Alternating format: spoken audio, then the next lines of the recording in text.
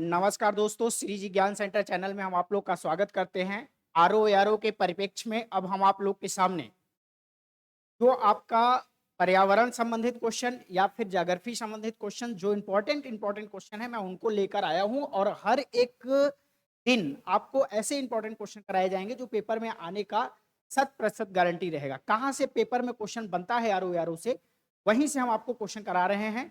संपूर्ण चीज हम लेकर नहीं आएंगे, हम उतना ही चीज आपको पढ़ाएंगे जो आरओ में आता है। तो आरओ के इंपॉर्टेंट टॉपिक्स को मैं सेलेक्ट करके आप लोग के सामने प्रस्तुत कर रहा हूं, आप उसे ध्यान से देखिए। अब आप लोग के सामने देखिए, मैं आप लोग के लिए एक चीज लेके आया हूं कि आरओ के एग्जाम में देखिए भारत के प्रमुख वन्य अभ्यारण्य। अब ध्यान से देखो कि भारत भारत के प्रमुख वन्य अभ्यारण्य से एक क्वेश्चन आप लोग को सिर्फ जरूर पूछा जाएगा। ये चाहे पर्यावरण में पूछे चाहे ज्योग्राफी में पूछे, कहीं ना कहीं आप लोगों से एक क्वेश्चन जरूर देखने को मिलेगा। वन्य जीव अभ्यारण्य आप लोग को पूरा रटा होना चाहिए, है तो आपके पास सैकड़ों, बहुत सारे वन्य जीव अभ्यारण्य हैं, 106 हैं। पूरे भारत में देखा जाए तो 106 चीजें हैं, 106 हैं। बहुत सारे वन्य जीव अभ्यारण्य है, सबसे ज्यादा मध्य प्रदेश में है। ऐसे करके कई जगह वन्य अभ्यारण्य है जो आपको तैयार करना है, जिसमें से प्रमुख वन्य जीव अभ्यारण्य जो है वो मैं आप लोग के सामने लेके आया हूं। सबसे पहले देखिए आप लोग के सामने क्या चीज है, देखिए यहां पर ध्यान से।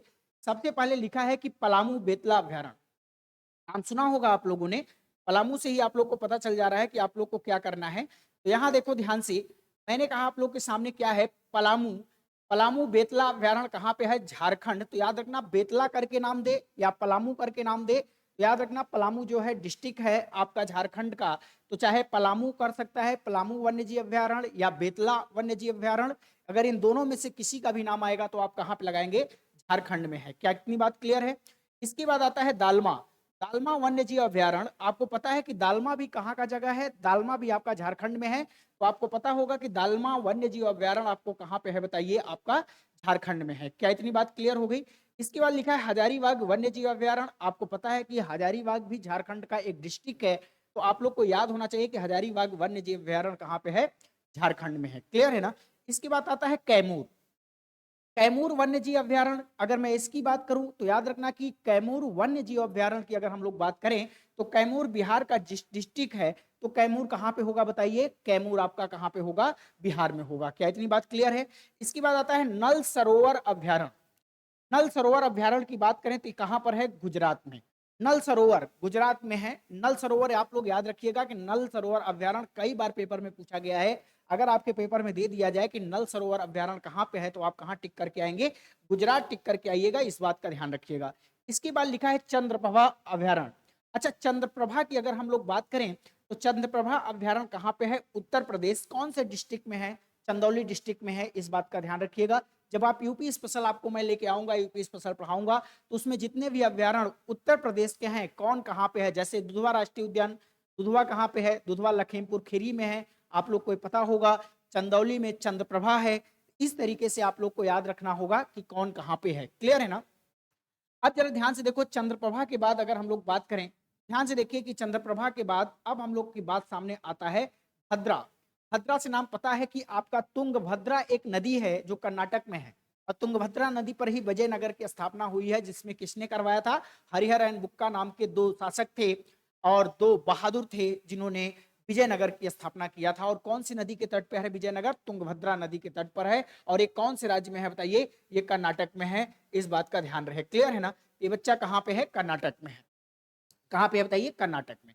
इसका सोमेश्वर, सोमेश्वर अभ्यारण्य कहाँ पे है, तो सोमेश्वर भी कहाँ पे है, कर्नाटक। तो याद रखिएगा, भद्रा दे दे, सोमेश्वर दे दे, तो ये कहाँ पे आएगा, बताइए? कर्नाटक में। इसके बाद आता है पाखाल वन्य जीव अभ्यारण्य, कहाँ पे है, तेलंगाना।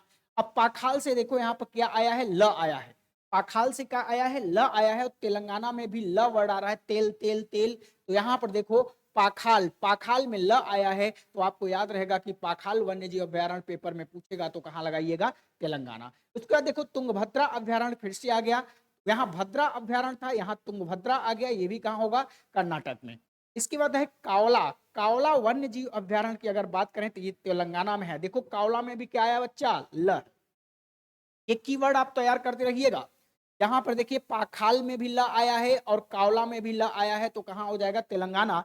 इसके बाद घाना पक्षी विहार अभ्यारण्य कहाँ पे है, राजस्थान। याद रखिएगा घाना पक्षी जो अभ्यारण्य है ये कहाँ पे है, आपका राजस्थान में है। घाना इंपॉर्टेंट है, याद रखना, घाना राजस्थान में है।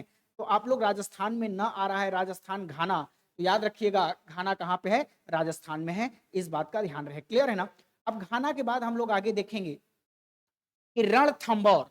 रणथंभौर आपके सामने अगर आ जाता है तो याद रखिएगा कि रणथंभौर कहाँ पे है, रणथंभौर भी राजस्थान में है।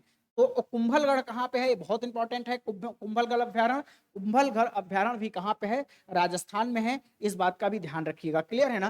कुंभलगढ़ अभ्यारण्य कहाँ पे है बताइए, आपका कहाँ पे है, कुंभलगढ़ कहाँ पे है अभ्यारण्य, राजस्थान में है। और उसका तंसा अभ्यारण्य कहाँ पे है, महाराष्ट्र। तंसा कहाँ पे है बताइए, महाराष्ट्र में है, इस बात को ध्यान रखिएगा। तंसा अभ्यारण्य कहाँ पे है, महाराष्ट्र में है। कुंभलगढ़ कहाँ पे है, राजस्थान में। रणथंभौर कहाँ पे है, राजस्थान में। घाना पश्चिम विहार कहाँ पे है, ये आपका घाना पश्चिम विहार राजस्थान में है। कावला कहाँ पे आएगा, ल आ गया तेलंगाना। तुंगभद्रा कहाँ पे आ जाएगा, कर्नाटक में आ जाएगा, इस बात का ध्यान रहे। क्लियर है ना। इसके बाद आपका पाखाल वन्यजीव अभ्यारण्य कहाँ पे है, तेलंगाना। इसी तरीके से बहुत सारे अभ्यारण्य हैं। जैसे मैंने कहा लखीमपुर अभ्यारण्य कहाँ पे है, लखीमपुर आपका पता है कि आपका ये लखीमपुर कहाँ पड़ता है, लखीमपुर उत्तर प्रदेश में है, वहीं पे है दुधवा राष्ट्रीय उद्यान। क्लियर है ना। अगर मैंने कहा माधवगढ़ कहाँ पे है, तो माधवगढ़ की अगर बात करें तो मध्य प्रदेश में है। पंचमढ़ी कहाँ पे है, मध्य प्रदेश में है। इसी तरीके से आप लोग के सामने बहुत सारे अभ्यारण्य हैं जिनको आपको याद रखना है। मानस कहाँ पे है, अब इसी तरह से सिमलीपाल कहाँ पे है, उड़ीसा में है। सिमलीपाल कहाँ पे है, उड़ीसा में है। इसी तरह से नल सरोवर कहाँ पे है, गुजरात में है। तो इसी तरीके से आपको सारे अभ्यारण्य रट के जाना है। देखो मैं यहाँ पे जो करा रहा हूँ इंपॉर्टेंट है। आपको लगता है कि आपको पूरा अभ्यारण्य रटना है तो आपके बुक में बुक लिस्ट दिया हुआ है, जिस बुक लिस्ट के जरिए आप पूरा अभ्यारण्य रट सकते हैं। एक भी अभ्यारण्य छोड़िएगा नहीं, पेपर में जरूर पूछा जाएगा अभ्यारण्य, आप उसको अच्छे से करके आना है। क्लियर है ना। तो मैंने आप लोग को जितना भी अभ्यारण्य था वो सारा का सारा बताने की कोशिश कर रहा हूं जो इंपॉर्टेंट है तो बहुत सारे। आप एक बार ससरी निगाह से अपने जाके बुक में देख लेना, आपको मिल जाएगा। यहाँ मैं वो टॉपिक करा रहा हूं जो आपके पेपर में आए हैं। फिर मैं अगले टॉपिक में मिलूंगा, इसी के साथ धन्यवाद।